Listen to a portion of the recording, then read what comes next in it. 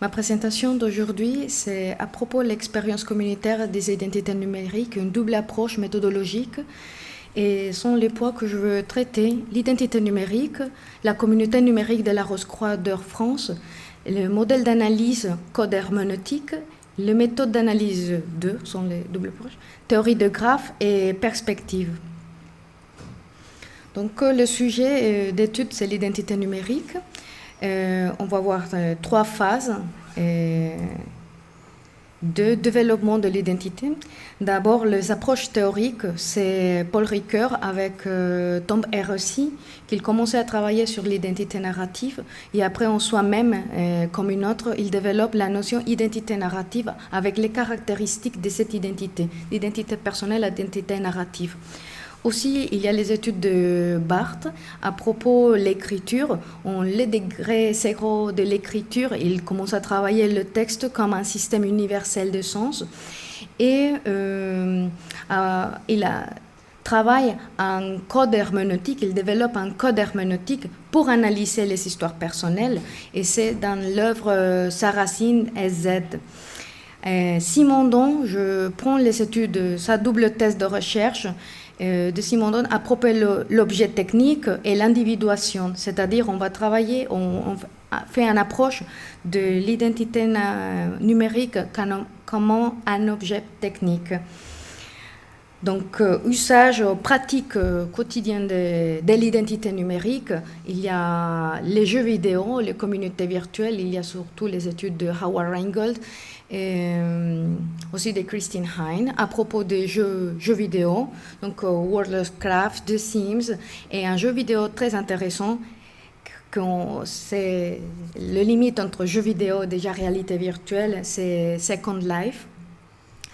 Et ça, sont d'usage des utilisateurs avec son identité numérique, comme il travaille comme elle développe son identité numérique dans cette communauté virtuelle, mais aussi les usages qu'on connaît le plus populaires, c'est-à-dire Facebook, Twitter, Instagram par exemple, qui sont des derniers réseaux sociaux numériques depuis déjà 10 ans. Donc ça, c'est une notion pour travailler l'identité numérique. C'est pas seulement le profil d'utilisateur, comme on va voir dans l'exemple de l'école Rose-Croix d'Or, mais l'identité numérique comme tout un réseau, un système d'information personnelle dans lequel, quand j'exprime mon identité, il y a aussi une histoire derrière l'utilisateur. Et quand l'utilisateur développe son identité dans un certain réseau, il y a aussi voir les connexions et l'interaction avec toutes les activités numériques sur Internet. Donc cette notion de myosphère, que c'est déjà travaillé aussi aux États-Unis et surtout dans les théories de communication médias sur Internet, par Internet. Et on peut parler de trois moments, trois phases de développement de l'identité numérique. C'est le nouveau profil, quand on crée un compte sur un réseau social numérique, l'actualisation du profil et l'interaction. Et principalement, parce que je veux reprendre cette notion, c'est les principes. Dans tout système, il y a un principe. Et ce principe, c'est que permettre le développement de l'objet. Donc, l'identité numérique de la Rose-Croix d'Or en France, on va dire qu'avant le profil sur Facebook, il y a toute une histoire de cette école dite gnostique qui prend toute l'information de Rose-Croix classique. Donc on va parler très, très vite à propos de les trois textes classiques de Rose-Croix, que c'est la Fama Fraternitatis, la Confessio Fraternitatis et le Nos Alchimiques. L'année dernière, il y a un grand événement au sud de l'Allemagne, à Calw, dans lequel il célébrait les 400 années de publication de ce texte, qu'au début on dit qu'ils sont écrits pour Johann Valentin Andrea, mais c'est vrai que Johann Valentin Andrea appartenait à un groupe d'intellectuels de l'époque qui s'appelle les Cercles de Tübingen. Donc on peut voir après le développement de Rose-Croix actuelle, donc, ce qui s'appelle la Rose-Croix moderne, avec le fondateur en Hollande, en Allemagne, Reichenbach et Catharos de Petri, c'est son nom d'écrivain, parce que la philosophie de Rose-Croix est transmise surtout à partir des livres, la littérature. Et c'est important, ce développement de l'histoire de Rose-Croix ici en France, parce que Reichenbach a eu un contact avec Antonin Gadal, au sud de la France, dans lequel il y a toute cette histoire de catharisme. Donc c'est vraiment important pour l'histoire de Rose-Croix, avoir les contacts avec toute cette culture de cathare. Et les symboles officiels de Lectorum Rosicrucianum, c'est on peut dire une résumé, une synthèse des messages hermétiques. Le message hermétique, c'est l'homme doit se connaître à soi-même. C'est ça que dit l'école. Et la philosophie hermétique, on peut dire que sont 3 points selon la littérature de Rose-Croix. Ces 3 points, c'est l'art de s'objet dans la nature, comprendre les formes, la science comme toute la connaissance, et la religion comme la religion de la notion religare, que c'est voir comment on est connecté comme être humain, on est connecté à tous et à tout, c'est-à-dire ce qui parle les notions importantes de la Rose-Croix, c'est la notion, l'homme microcosmique, dans le cosmos, dans le macrocosmos. Et tout cet apprentissage, toute cette connaissance appartient vraiment à des philosophes, par exemple néoplatoniciens, qui parlaient aussi de la découverte de nous-mêmes et de notre position en tant qu'homme dans l'univers. Donc ça, c'est l'histoire de Rose-Croix d'une façon très, très résumée.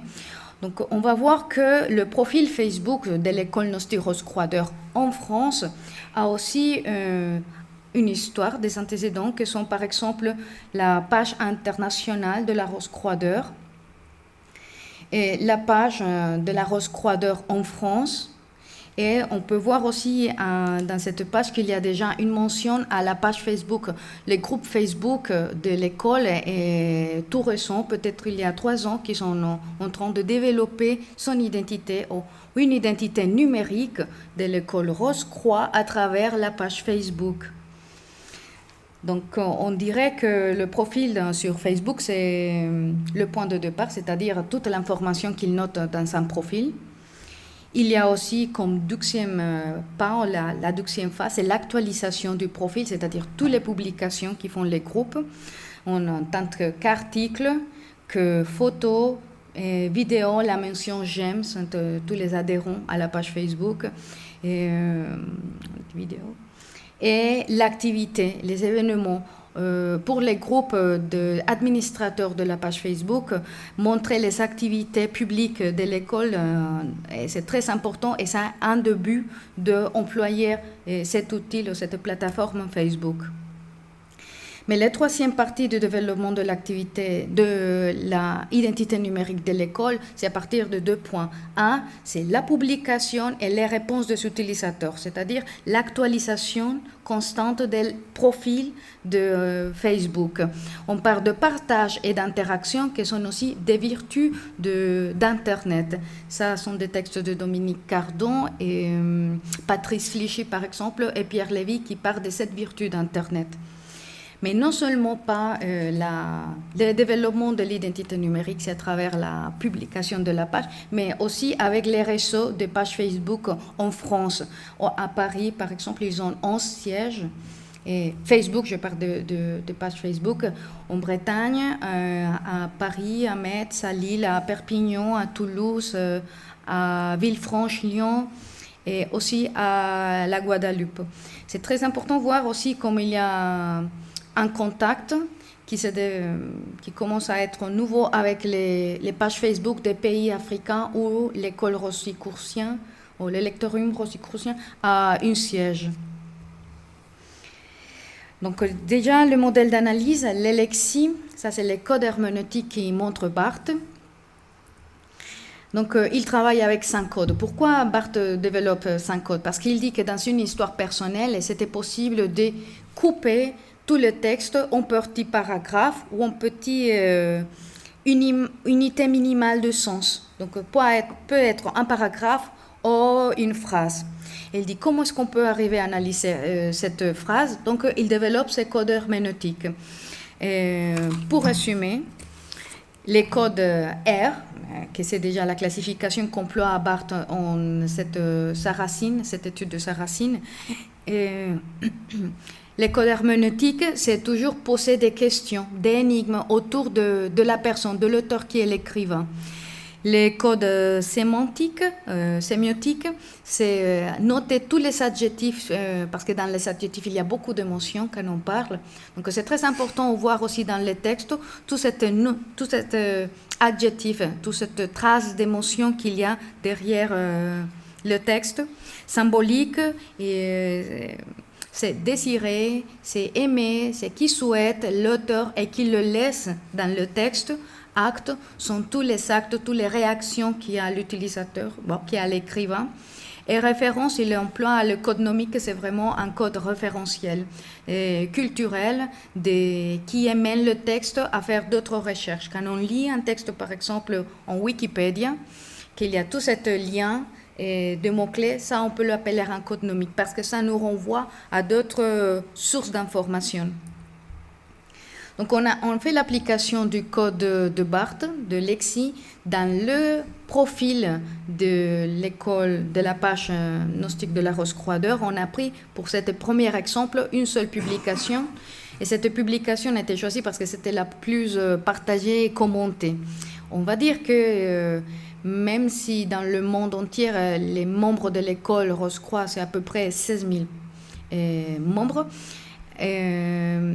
en France, je ne suis pas sûre si c'est 3 000, un peu plus moins. Mais dans les pages Facebook, la communauté qui participe est vraiment très, très, très petite. Par exemple, ils ont 5 000 adhérents. Mais ce n'est pas beaucoup. Il fait l'effort, c'est qu'à travers leurs entretiens, on a dit qu'ils font l'effort, ils nous racontaient, de voir comment c'est possible de développer, employer mieux l'outil Facebook pour vraiment arriver à un grand public, en sachant que jamais, et ça c'est des mots qui donnent les administrateurs, le message hermétique qui est transmis de l'école, ce n'est pas pour le grand public. Donc, on fait l'application du code et ça, c'est le résultat. Donc, un nouveau texte qu'on peut interpréter de cette façon. Donc, la publication originelle disait « Le monde nous apparaît selon l'état de notre conscience, de notre représentation. Analyse du code, un énigme, que c'est une formulation. C'est-à-dire que le monde est une illusion. Donc, il y a un acte.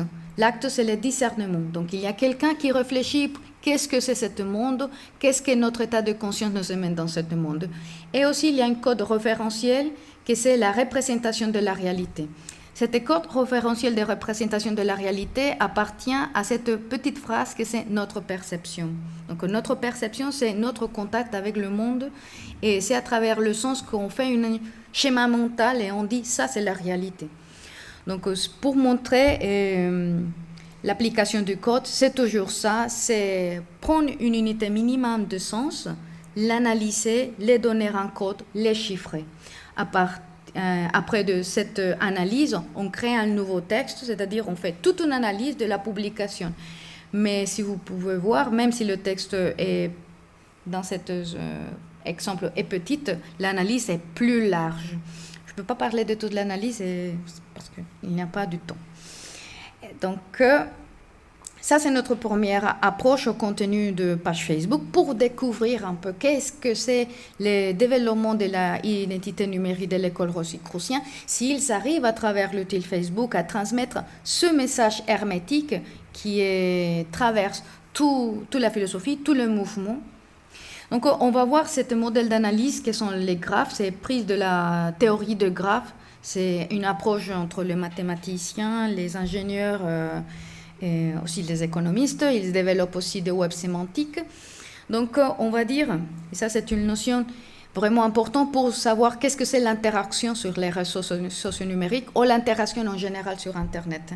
Et l'interaction, c'est qu'il y a des utilisateurs, mais ces utilisateurs emploient une identité numérique, donc c'est une expression d'une partie de l'utilisateur, c'est-à-dire dans l'identité numérique, je n'exprime pas tout ce que je suis, mais une partie choisie pour moi.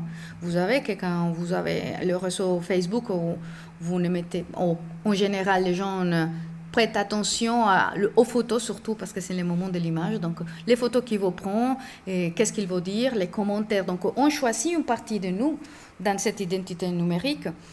Et l'interaction ne se donne pas avec l'utilisateur réellement, parce que l'utilisateur, c'est quelqu'un derrière l'écran. L'interaction, on peut dire l'acte de communication, que c'est un feedback, ça c'est théorie de cybernétique, mais on commence à les reprendre dans les études en communication. Donc, ma interaction avec l'autre utilisateur, c'est à travers cette identité numérique. Si on fait une métaphore avec le théâtre, c'est-à-dire on joue un rôle, et c'est à travers de ce rôle que je me communique ou que j'arrive à dire des choses avec l'autre rôle. Mais je ne sais pas exactement qui est l'autre personne, l'autre utilisateur derrière. Donc, on peut dire que c'est un jeu de masques, ouais, comme un jeu de langage, comme dit Wittgenstein, mais un jeu de masques. Dans la sociabilité, on ne sait pas jamais. On ne peut pas dire que c'est une communication comme ici, qu'on est en présence. Non, ça manque toujours cette ambiance qu'on peut créer quand on est ensemble. Dans l'interaction sur Internet, c'est surtout jouer avec la virtualité. 3 minutes, c'est court. Donc, l'exemple de la digitale dans le Rose-Croix-D'Or, on a pris alors un texte. Cet texte a été codé aussi avec les codes de Barthes, je l'emploie. Et après, on analyse aussi l'interaction avec les autres utilisateurs. Toutes les réponses que donnent les utilisateurs, vous pouvez voir avec tous les émoticônes sincèrement, sur les réseaux sociaux numériques, c'est un outil, mais on l'emploie d'une façon très émotionnelle, surtout très émotionnelle. Donc, on fait le codage du texte, de la participation des utilisateurs, et on emploie un logiciel pour faire de graphes, et on trouve ça. En résumé, pour analyser vraiment un graphe, que c'est très intéressant parce qu'il y a plein multiplicité de schémas de sens dans lesquels on peut comprendre un peu plus qu'est-ce qui a pu toucher la sensibilité de l'utilisateur pour qu'il réagisse à la publication. Et ça, pour les développeurs de pages Facebook, ça sera très important pour eux de l'analyser, par exemple dans l'école. Comme ça, ils peuvent améliorer la façon de transmettre son message et savoir à qui il peut s'adresser. Comme conclusion, donc la première, c'est que cette méthodologie peut aider à savoir gérer mieux les contenus d'information qu'on transmet à travers l'identité numérique dans une collectivité, une communauté virtuelle. On se demande aussi que l'interaction, par exemple dans les réseaux sociaux numériques, c'est très important. S'il y a toujours un niveau de sympathie, c'est l'empathie. Et c'est à travers l'empathie qu'il y a l'interaction sur les réseaux, mais il faut savoir qu'est-ce qu'on écrit et quel est le style d'écriture qu'on peut employer pour pouvoir toucher les utilisateurs. Et que finalement, on s'occupe de médias de Digital Humanities et c'était très important commencer à comprendre comme les autres communautés dites religieuses peuvent employer les numériques pour faire transmettre leur message, sa philosophie. Ouais, merci. C'était